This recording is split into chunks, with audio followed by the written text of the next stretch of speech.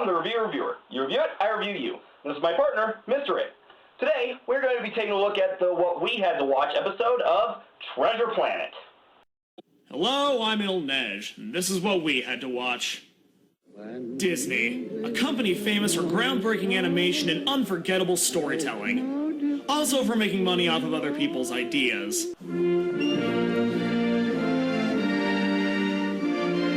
It's kind of funny that a name so revered for its innovation would owe much of its success to adaptations of existing works. But after the less than stellar performance of some of the company's attempts at original storytelling in the new millennium, it's understandable why they would want to get back to their roots of putting their own spin on a classic tale.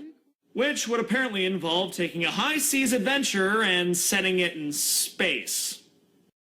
Logical. The movie opens with a prologue that, right off the bat, sends the hardcore sci-fi fans spinning in their seats. On the clearest of nights, when the winds of the Ethereum were calm and peaceful. There's no wind in space! It's Disney! We don't have to explain shit! Little did they suspect that they were pursued by pirates. And the most feared of all these pirates was the notorious Captain Nathaniel Flint. Distant cousin to General Scales of Dinosaur Planet. Oh, you mean this guy?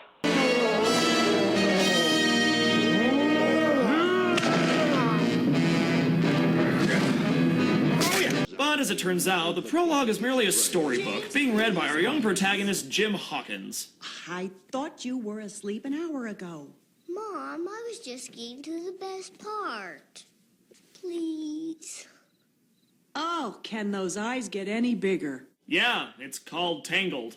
And even then, they still get bigger.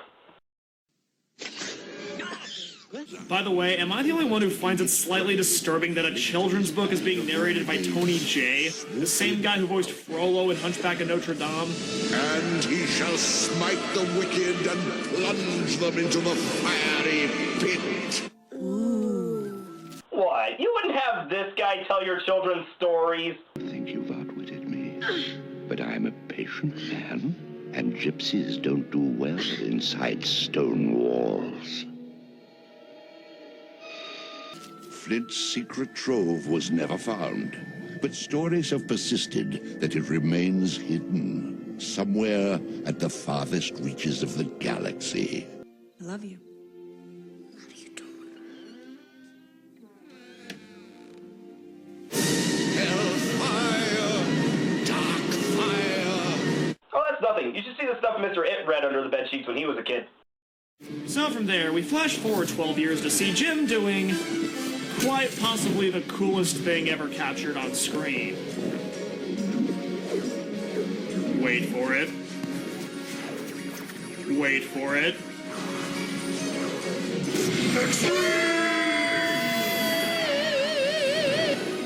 Holy crap! When I was a kid, there were two big reasons I wanted to see this movie. This was one of them. This amazing sequence in this futuristic industrial steampunk setting. The 12-year-old me seriously thought this would lead to the most badass Disney movie ever made. Then the next scene happened, and I realized that the movie didn't so much blend colonial culture with sci-fi as it did throw around a bunch of futuristic-sounding vocabulary. Hey, it still works. Speaking of which, how's Jim doing? Much better. I know he had some rough spots earlier this year, but I really think that he's starting to turn a corner. Mrs. Hawkins.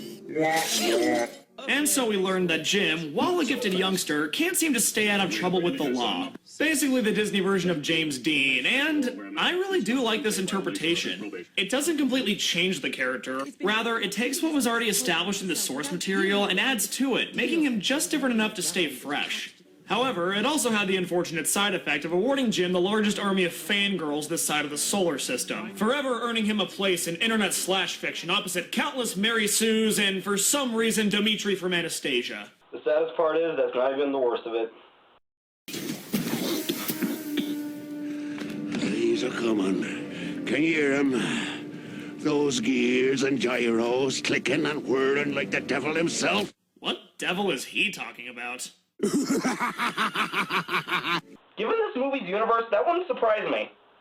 I keep dreaming one day I'll open that door And there he'll be just the way he was.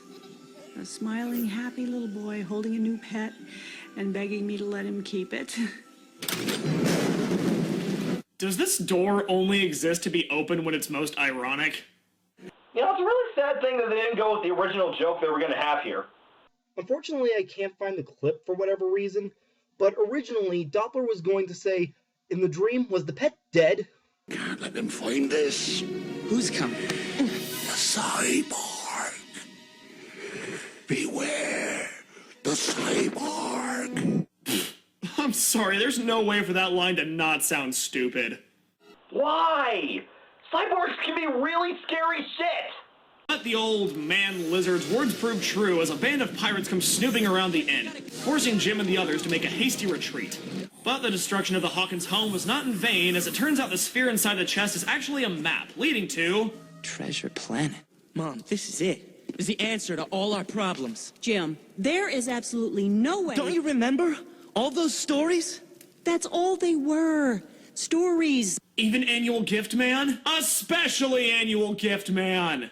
Oh, come on! You're making kids cry! Delbert, would you please explain how ridiculous this is? It's totally preposterous, traversing the entire galaxy alone. Now, at last, we hear some sense. That's why I'm going with you. Delbert! And this is why I like Doppler. The character is a scientist, so it would have been really easy to just make him some kind of neurotic Woody Allen knockoff. And while he does have some of those tendencies, he's really just a big, dorky kid. All my life I've been waiting for an opportunity like this, and here it is, screaming! Go, Delbert! Go, Delbert! Emphasis on the dorky. Go! Okay, you're both grounded. You said yourself, you've tried everything. There are much worse remedies than a few character-building months in space.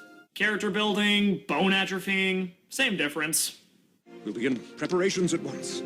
Jim, my boy, soon we'll be off to the spaceport. I did forget to mention that Doppler has this one annoying habit of making everything sound epic. Jim, this is our ship, the RLS Legacy. Oh, that ability just comes with being a doctor. I mean, look at Doc Brown. Next Saturday night, we're sending you back to the future. So anyway, Jim and Doppler board the ship where they meet Mr. Arrow, appropriately clad in a red shirt. You know, you'd think in space they would ban that color. And the obscenely British Captain Amelia. Let me make this as monosyllabic as possible. I don't much care for this crew you hired. Yeah, she has a point. After all, you did hire a fart joke. I'm fluent in flatula, Jim. Took 2 years of it in high school. Flatula. Cool. Hear that, kids? Fart jokes are cool. Just like bow ties and fezzes. So anyway, as the ship prepares to launch, Jim is placed in the charge of the ship's cook, Long John Silver. Cyborg. Damn if I don't love the design on this guy. Not just his robot half, which does a great job of blending the different animation styles, but also his human half because, well, he's not quite human. I mean, he's got this weird pig ear and this bear hand. He's some kind of man, bear, pig. I just love that look. That is the vacant stare of, oh my god, what did I just say? Silver also has a little space-age ditto knockoff called Morph, who at times comes dangerously close to being annoying, but for the most part stays relatively harmless. You know, these perps, they're kind of like the ones back home on Montresor. You ever been there? Can't say as I have, Jimbo. Oh yeah, pay attention to the fruit in this scene, people. It seems to pop up whenever a situation gets especially tense. Mr. Screw, you ever see what happens to a fresh pulp when you squeeze real hard? No, but I have seen my fair share of confusing motifs. Would you care to share on that? Because we can't think of any confusing motifs. After all my finagling, getting us hired as an upstanding crew, you want to build the whole mutiny before it's time? You damn dirty man-bear pig. Well, great. Now that he's realized it, he's never going to let it go. The ship finally sets sail for outer space, and okay, we have a problem here. Is this really the most practical method of space travel? I mean, I can buy the classic open-top design for airships, but you're going into space. I would assume that investing in a fully enclosed hull would be a lot safer and cheaper than relying solely on artificial gravity. And even with that kind of technology, how do these people breathe? It's Disney, damn it, no questions!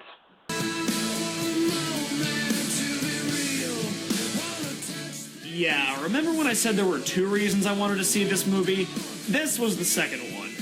But much like the solar surfing sequence, the post-grunge alternative sound of I'm Still Here kind of clashes with the rest of the movie. Having said that, I still really like the song, and I also really like this sequence. One of the things I admire most about this movie is the visual storytelling. Not just for the way the animators are able to develop a relationship purely through visuals, but also for the light it sheds on Jim's past. It's a long-running joke that most Disney protagonists only have one parent because the other one died. Even when it's not specifically mentioned, you can assume that's what happened, but with Treasure Planet, that's not the case. This family didn't fall apart because of the death of a loved one, it fell apart because one person gave up and left. And in a lot of ways, that's even more tragic. Just seeing Jim's mom crying at the table does me in, and I'd be lying if I said I didn't get choked up every time I watched this scene. Wow. This review is turning out surprisingly positive. This is the internet, damn it! We can't have anything positive! Devolving into a black hole! Oh yeah, this scene. Okay, before I get all nitpicky, let's go over the positives. This scene has some great visuals, great tension, and this is going to have a big impact on the relationships between the main characters. But it again raises the question of why you would take an open-top vessel into space with little more than ropes as a safety measure. Let it go! Unfortunately, Jim takes Arrow's death much harder, leading to another really strong scene. Curse this movie and its amazing writing! Gone soft. Not that kind of hoe. Jimbo. Playing games? Are we? Yeah. Yeah, we're playing games. Oh, I see. Well, I was never much good at games. Always hated to lose. Me too. Oh snap! You just took all the vengeance and justice for Mr. Arrow to the knee, and I just accidentally made a Skyrim reference. Ah! There it is again! The vacant look of, oh my god, what have I done? So as the pirates put their plan for mutiny into motion, Jim and the others take the map and escape to the planet's surface. Morph! Morph, where's the map? Are you serious? It's back on the ship? Stifle that blob and get low. I now have the title for my next hit single.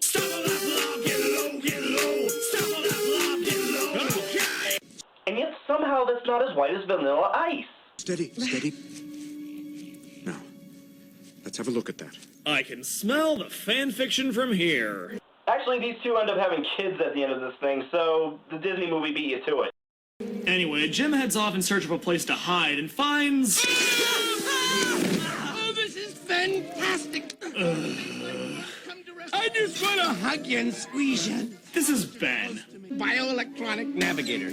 Oops. And... well, remember how I said Morph had the potential to be really irritating but manages to remain harmless? Ben had the potential to not exist, but instead he does. Well, to be fair, if they didn't have a character named Ben in this thing, the Robert Louis Stevenson purists would really get pissed off. Then again, it is set in space, so... Aw, isn't that sweet? I find old-fashioned romance so touching, don't you? How about drinks for the happy couple? Oh, no. Thank you, we don't drink, and we're not a couple. Yeah, according to the internet, you're with Jim's mom, and Amelia is also with Jim's mom. Sometimes the internet scares me. So anyway, Jim, Morph, and Jar Jar 3PO manage to sneak onto the ship to retrieve the map. Okay, I'll get the map.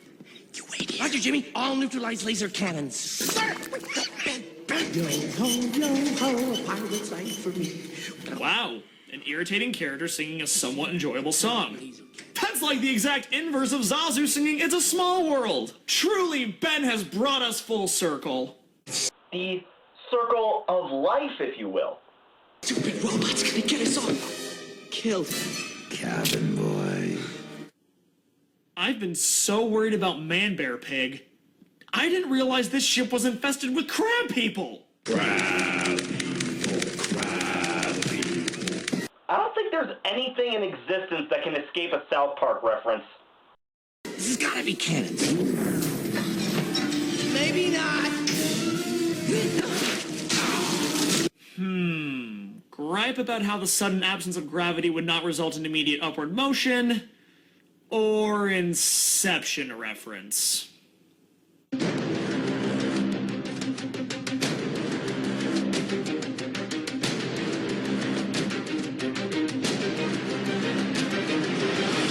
Smart move. Doc, wake up. I got the map. Fine work. Damn, Man-Bear Pig! So the pirates managed to retrieve the map, but because Jim is the only one who can make it work, they decide to take our heroes along with them on the search. When they finally reach the end of the trail, it seems that the map has led to a dead end, until Jim realizes that it works like a key to open A big door. So that's how Flint did it. He used his portal to roam the universe, stealing treasure. But where'd he stash it all? Just open the right door.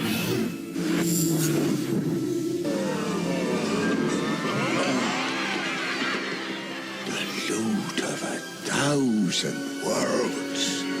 But that's not all they find waiting inside. Ben, I think I just found your mind. Does this mean he'll stop shouting? Yes. It's all coming back! All my memories! No. Flint pulled my memory circuit so I could never tell anybody about his booby trap! Speaking of which... Flint wanted to make sure that nobody could ever steal his treasure, so he rigged this whole planet to blow higher than a Calypsian kite!